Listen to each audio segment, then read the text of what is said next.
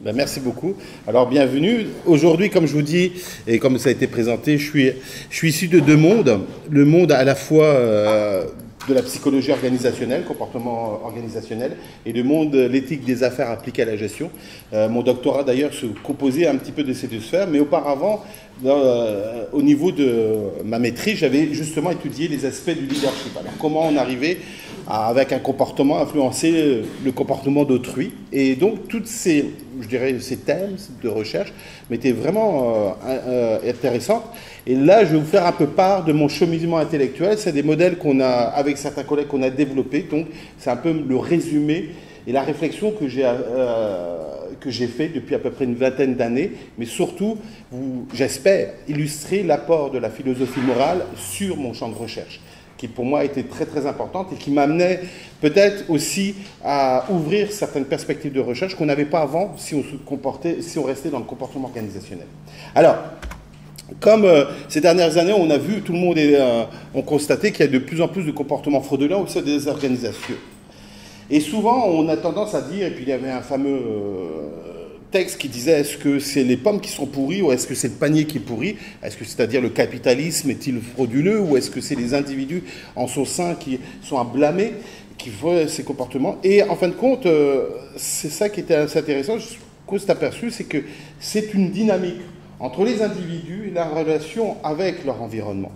Et moi, dans mon champ d'intérêt, ce qui était très, très intéressant, c'est que j'avais fait mes premières armes de recherche sur le sens du travail. Et dans le sens du travail, on s'est aperçu que l'aspect éthique, comportement éthique, valeurs de l'organisation qui pouvaient correspondre, qui pouvaient être conjointes avec nos valeurs personnelles, est un élément assez important pour voir si, oui ou non, on allait trouver du sens. Et quand on ne trouvait pas du sens, à ce moment-là, les gens disaient ah, « Vous savez, tout le monde fraude, alors je ne vois pas pourquoi moi, je ne ferais pas pareil. » Donc, nous, à ce moment-là, avec une collègue à l'époque, on s'était intéressé par rapport à ce sens du travail, à un sens un peu éthique qu'on donnait à notre travail.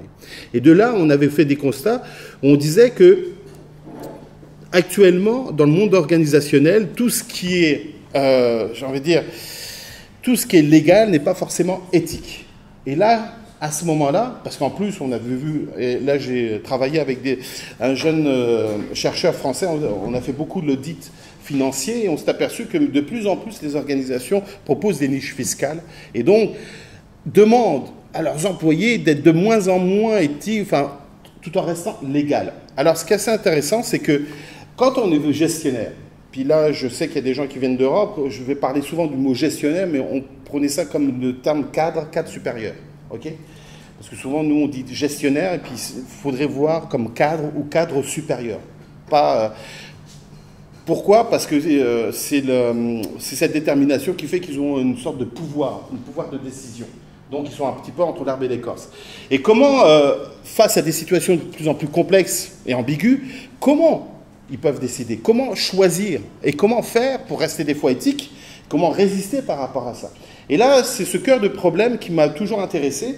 Et là, je mets tout de suite, j'ai trouvé un petit peu dans la philosophie morale de Sartre un élément. Pourquoi? Parce qu'il, et ça j'aime bien le terme, il a toujours réfléchi sur l'existence humaine, mais surtout la lucidité libératrice.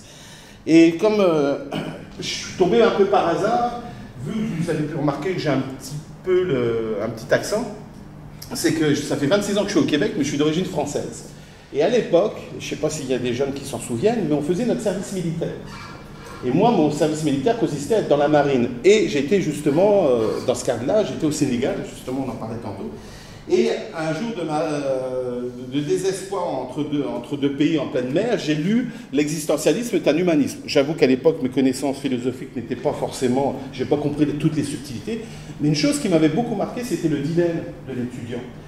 Que Sartre explique en disant « Est-ce que je dois choisir entre ma famille, ma patrie ou mes idéaux ?» Et là, je me retrouvais dans la même situation, moi, des années plus tard, où je devais soit choisir l'obligation qui m'était donnée de faire mon service militaire, mes convictions personnelles, et à ce moment-là, peut-être choisir un peu ma famille qui, eux, allait dans le sens des obligations nationales.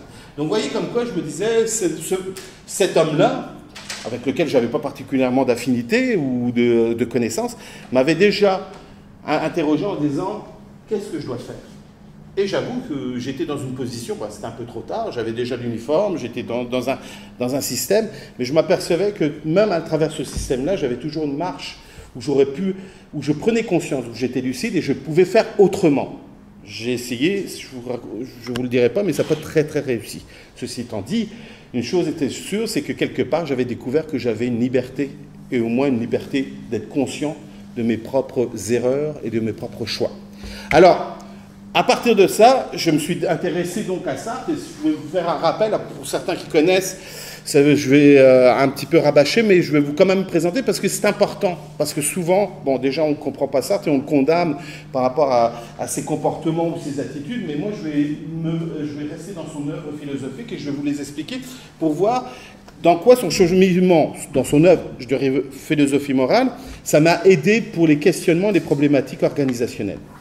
D'abord, pour lui, l'existence humaine doit se décortiquer par des êtres. Il y a plusieurs types d'êtres. Le premier, c'est l'être en soi.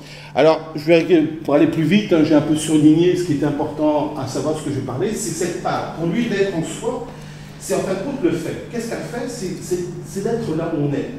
Mais sans aucune conscience. C'est une existence, qui va dire, effective. L'être en soi est un objet, une patte. C'est insignifiant et c'est absurde. Mais ça veut dire que quelque part, on est déjà une existence. On est un corps, on est peut-être un homme automate, on est défini par nos déterminations, nos causes et effets.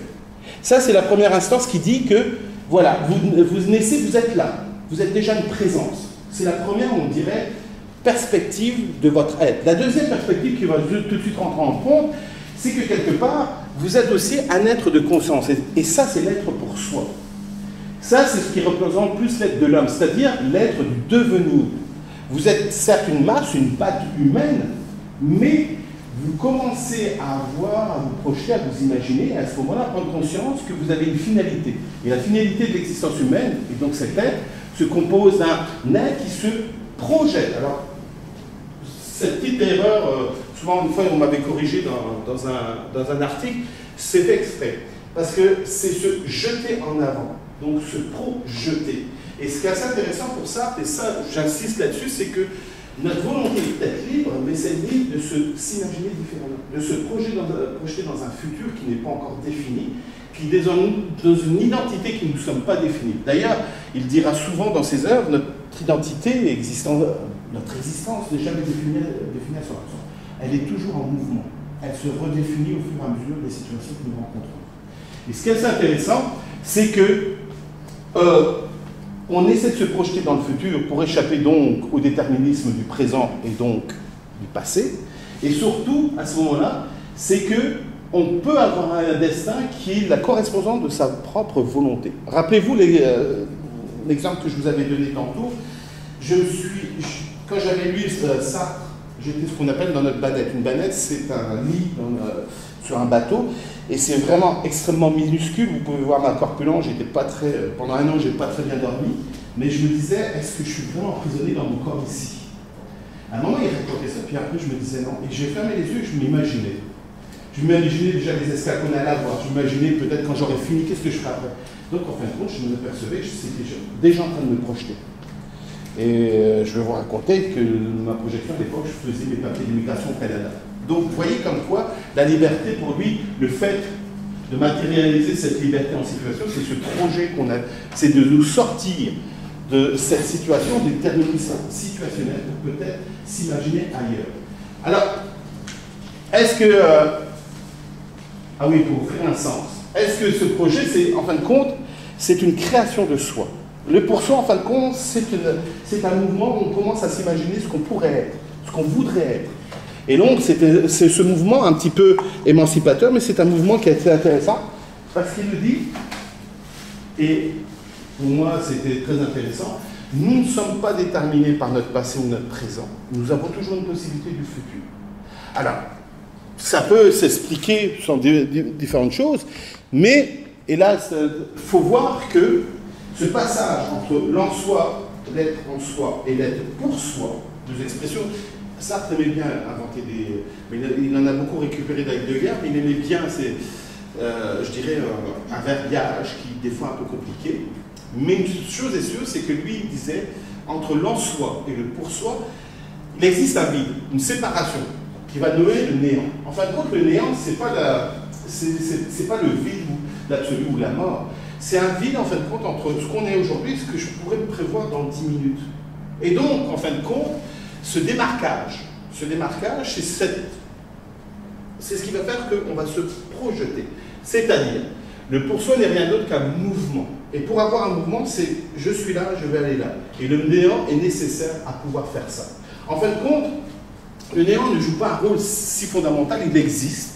C'est simplement une distanciation. Quand vous prenez du recul par rapport à ce que vous êtes et ce que vous voulez devenir, c'est ça le néant. Donc, le néant, c'est un processus de nier l'être en soi, et là, j'aime bien le terme désengluer l'être, c'est-à-dire de se projeter, de se prendre une distance avec le déterminisme et de mettre les choses en perspective. Et à ce moment-là, c'est l'expression de notre liberté. Et c'est là où je trouve ça intéressant parce que quelque part, on voit que c'est pas une philosophie figée et donc à ce moment-là déterministe, en disant, et surtout, une philosophie où on n'a pas toujours forcément des recettes applicables et projetables, il nous dit simplement, voilà, vous êtes un être, vous partez d'une existence matérielle, vous imaginez, alors là on est plus dans l'être et puis l'imaginaire, la créativité, mais pour faire ce mouvement-là, il faut que vous preniez une distance et mettre ce néant.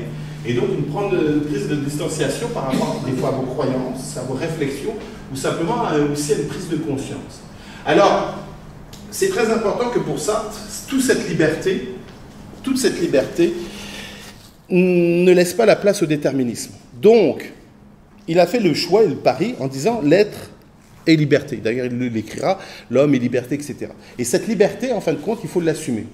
Mais il était aussi, et là, c'est pour ça qu'on a beaucoup critiqué un certain individualisme, ça, son message, c'est simplement en disant l'être peut choisir, l'être doit et liberté, mais il y a l'existence d'autrui. L'être pour autrui, c'est le symbole d'être vu. C'est que cette liberté et cette créativité, cette projection de soi, elle ne se fait pas non plus dans un milieu social vide. Il y a le regard de l'autre. Et le regard de l'autre va aussi incorporer votre manière de vous projeter. Donc, en fin de compte, l'être pour autrui contribue en fin de compte, à la fondation de l'être pour soi, c'est-à-dire notre existence projetée dans le futur. Et l'être pour autrui est donc une vision de sa conception de vivre ensemble. L'être pour soi, profondément, que être quelque chose, c'est être un projet d'être. L'homme se fait pour soi et pour autrui.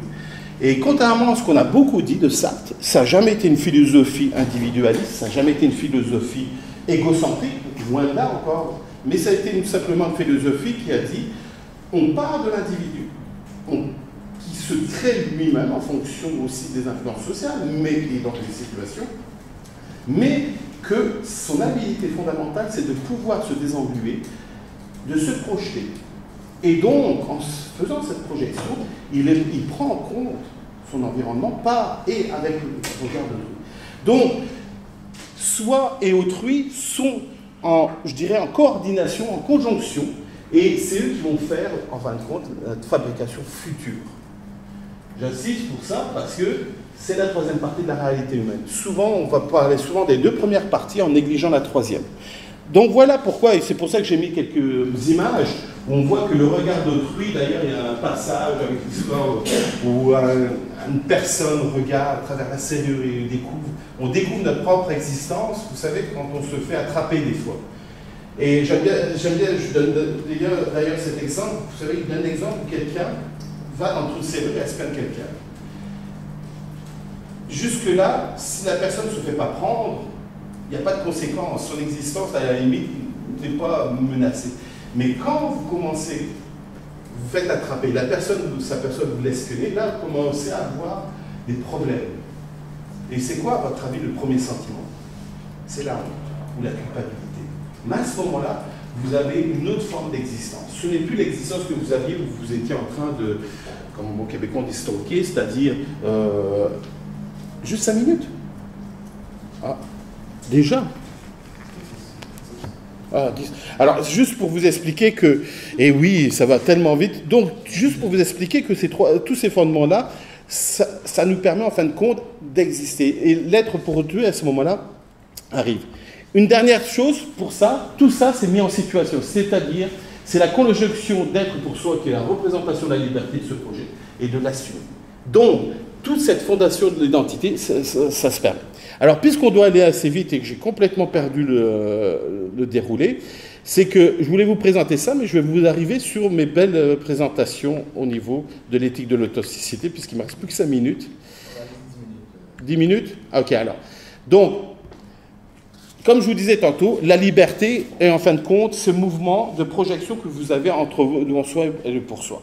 Mais il y a des risques. Ce risque-là, ça peut être l'anéantisation de sa liberté. C'est-à-dire que Sartre disait qu'en fin de compte, ce qui se passe, c'est que vous pouvez à ce moment-là choisir de simplement pas vous baser sur vous-même, mais vous baser sur autrui. Et à ce moment-là, vous êtes dans l'aliénation ou ce qu'on appelle la mauvaise foi. C'est-à-dire que votre liberté projetée n'est qu'en fait en fonction des autres. Et ça, c'est un risque souvent qu'on retrouve dans le leadership où on s'aperçoit que peut-être à ce moment-là, ce leadership est plus aliéné. Et donc, en fin de compte, l'expression de notre liberté, c'est notre responsabilité vis-à-vis de soi, vis-à-vis d'autrui, avec un projet qui sont concomitants avec les trois. Projet qui inclut soi. Qu'est-ce que ça donne au niveau du leadership?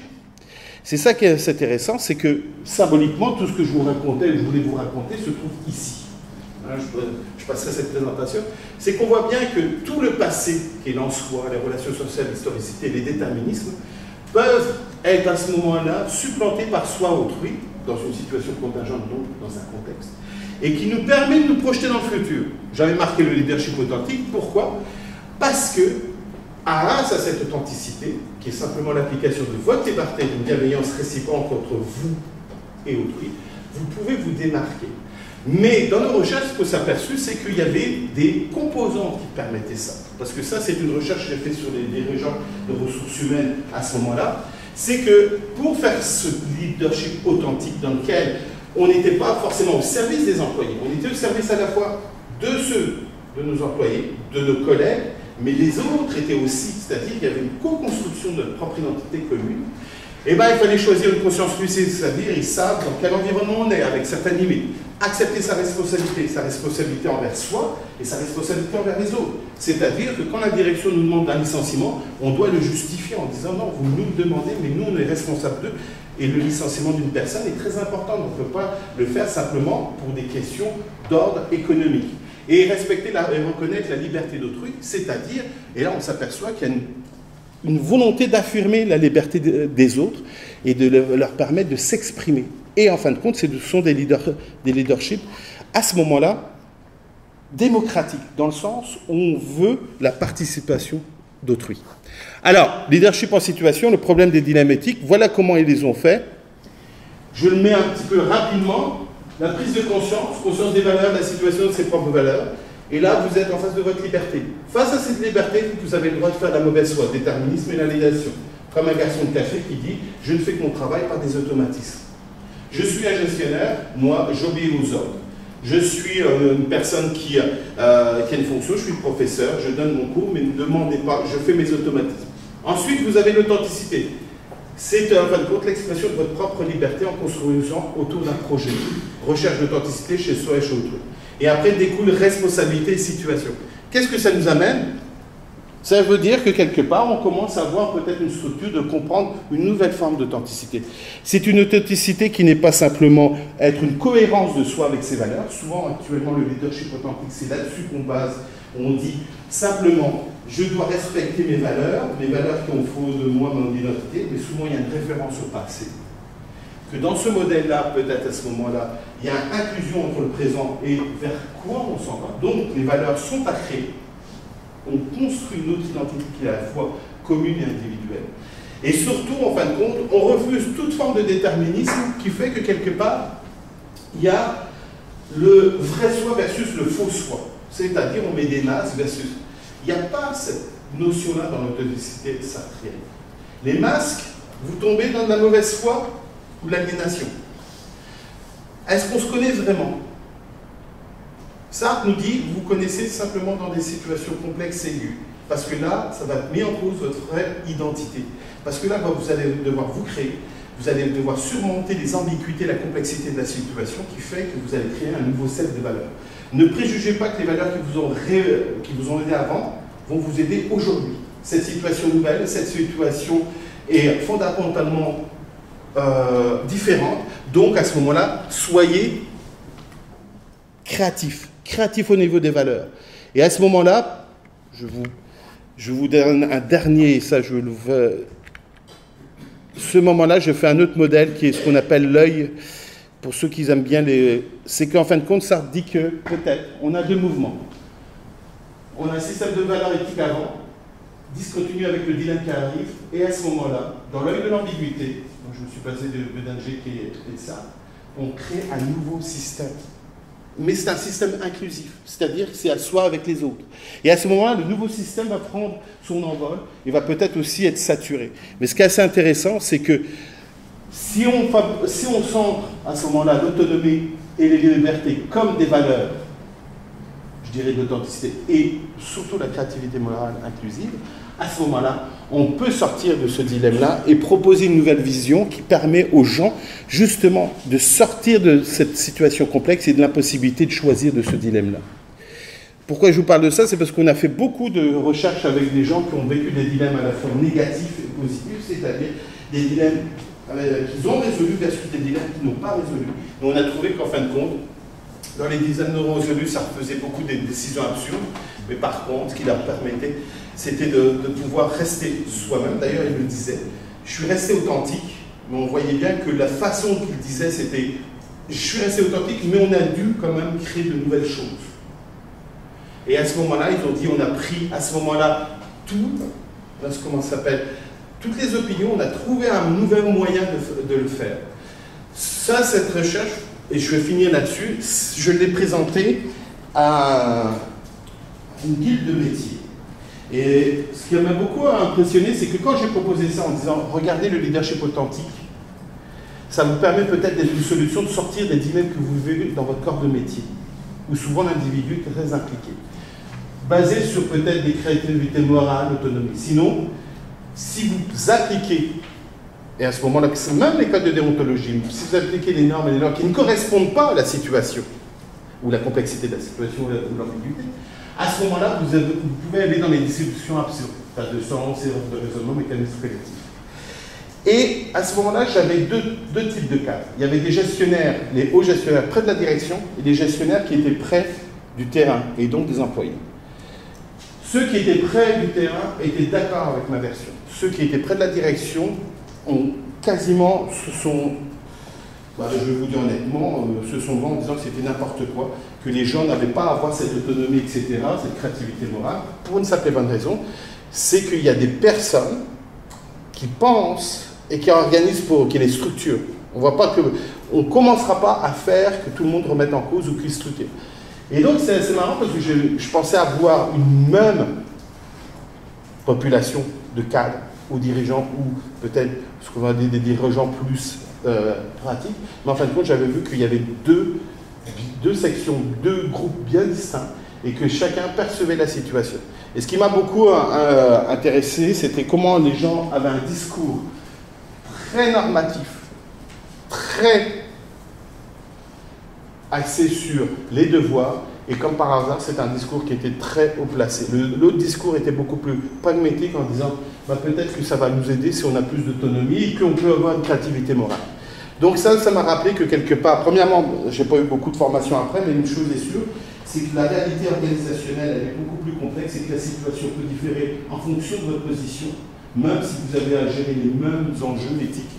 Mais une chose est sûre, c'est qu'à un moment, il faut prendre en compte ça. Et donc, c'est vrai que la situation, ça pour les raisons, la situation va faire, et notre existence va faire que nous allons créer notre propre identité, qu'elle soit individuelle ou collective. Et d'où son intérêt, donc, de développer cette authenticité qui n'est pas simplement la représentation de votre passé et de présent, mais plutôt la représentation de ce que vous êtes aujourd'hui, mais projeté dans le futur. Donc, c'est principalement ça, le message que je voulais vous amener, et l'apport que Sartre m'amène pour les cadres. Et si je me suis intéressé aux cadres et aux gestionnaires, c'est parce qu'ils se retrouvent souvent entre l'arbre et l'écorce et qui sont souvent entre des tensions. Je prendrais peut-être d'autres modèles si j'avais à étudier des personnes dans d'autres fonctions, par exemple plus dans des subordonnés ou employés, ou de la haute direction, par exemple les dirigeants. Mais dans leur cas, je trouve que Sartre est un bon apport, et son œuvre de philosophie morale m'aide à analyser les ambiguïtés et les défis auxquels ils font face. Alors j'espère que je suis revenu dans l'ordre, ben oui. Alors j'espère que ça vous intéresse, et si vous avez des questions. Et donc, ça fait bien 20 minutes, 25 minutes, excusez-moi. Donc, si vous avez des questions, je suis prêt à y répondre et ça me fera plaisir d'y répondre. Merci.